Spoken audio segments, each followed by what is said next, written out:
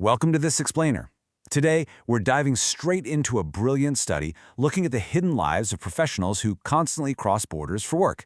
We usually measure global business in things like corporate strategy or air miles, but this research actually peels back the curtain to reveal the profound psychological impact on the human behind the suitcase. Here is the roadmap for our explainer today. We'll start with the intro and context around the work-life interface, move into how that links to work identity, check out the research methodology, unpack the core findings, discuss the research propositions, and wrap up with the conclusion and implications. So, kicking things off with Section 1, Intro and WLI Context, looking at the rise of the global traveler. Now, you've probably heard of work-life balance, right? Well, academics often call this the work-life interface, or WLI for short. It's basically the intersection where your job demands smash into your personal life. Historically, experts looked at this in one of two ways. It's either a depletion thing, like a zero-sum game, where every ounce of energy spent at work literally drains your personal battery, or it's an enrichment thing, where juggling multiple roles actually gives you a boost, teaching you skills at work that make you better at home, and vice versa. But when you throw frequent international business travel into the mix, well, it gets really complicated. We all know constant travel can be tough, right? It leads to higher stress, more illness, feeling totally powerless over your own erratic schedule, and just a real sense of isolation from your family. But get this, some theories suggest these trips can actually act as a respite. Yeah, literally a break from domestic stress, getting away from household chores and family demands. It makes the modern traveler's reality incredibly complex and highly individualized.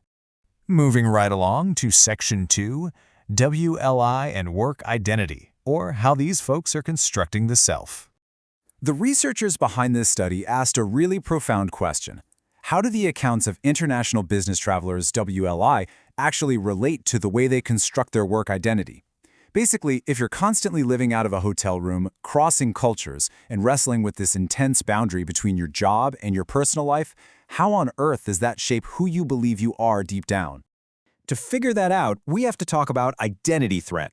This is what happens when you go through experiences that potentially harm the value or meaning of your core identity. Imagine you see yourself primarily as a super devoted, always present parent, but your travel schedule means that's just impossible. Boom, that's an identity threat. Your core sense of self is being challenged, and you are forced to react and adapt just to protect it from harm.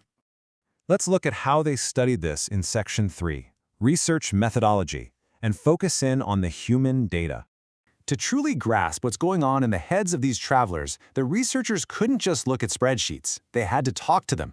So they conducted rigorous, semi-structured, qualitative interviews with a very focused group of exactly 14 Portuguese international business travelers.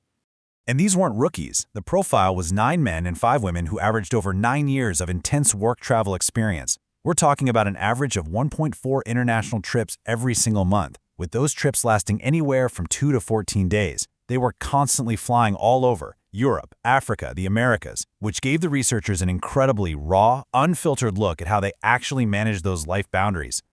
Okay, Section 4, the core findings, demands, resources, and coping. Let's see how they survive and thrive out there. So, what did they actually find? Well, the data highlighted some extreme demands, obviously. Things like heavy workloads, unpredictable schedule changes, and feeling permanently connected to the office 24/7. But the fascinating part was the unique resources they tapped into. Sure, they used organizational logistics, but others did things like international couch surfing with networks of friends instead of staying in lonely hotels just to stay grounded. And to cope with it all, they used strict planning, technology, avoidance tactics, and something called cognitive reappraisal, which is essentially a mental trick where you reframe a really difficult situation to make it emotionally survivable. Now, how they cope totally depends on who they are. Look at this quote from a highly work-centric traveler. They enthusiastically said, "It is the icing on the cake for people like me. I live according to what the customer wants, and what the customer wants crafts my time." For them, this crazy asymmetry where work completely runs their life isn't a burden, it's a massive thrill. Their entire identity is fundamentally tied up in their professional output. But then, flip the coin. Look at what a dual-centric traveler said. One has a wife, small children, and the price to pay most of the time is loneliness and isolation. It's heartbreaking, really. For someone who values their personal life just as much as their job, that exact same travel schedule triggers a massive identity threat. They feel like their personal life has been pushed to a secondary level. and it takes a huge emotional toll. Which brings us to Section 5, discussing research propositions, where the authors advance the theory. The researchers took all these emotional interviews and distilled them into 6 concrete propositions. The core idea here?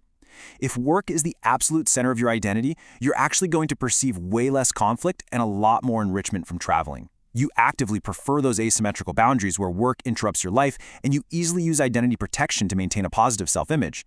But if you are dual-centric and value home and work equally, you literally have to mentally restructure the entire meaning of your travel just to protect your identity from the threat it causes. To put it into perspective, your psychological survival as a global traveler boils down to this distinct divide. Are you work-centric or dual-centric? Work-centric individuals find vital self-fulfillment in the chaos. Work dictates their life, and they love it. Dual-centric individuals, on the other hand, inherently crave balance and segmented boundaries. Because of that, relentless travel often just triggers profound isolation and severe identity threat because it disrupts the equilibrium they so deeply need. Finally, we arrive at Section 6, Conclusion and Implications, the final takeaway. What does all this mean for the modern workplace? Well, the data sends a clear warning to organizations. One-size-fits-all travel mandates simply do not work. Binding every employee to international travel is totally inadequate because it can absolutely crush your dual-centric employees with identity threats, significantly lowering their overall work-life satisfaction.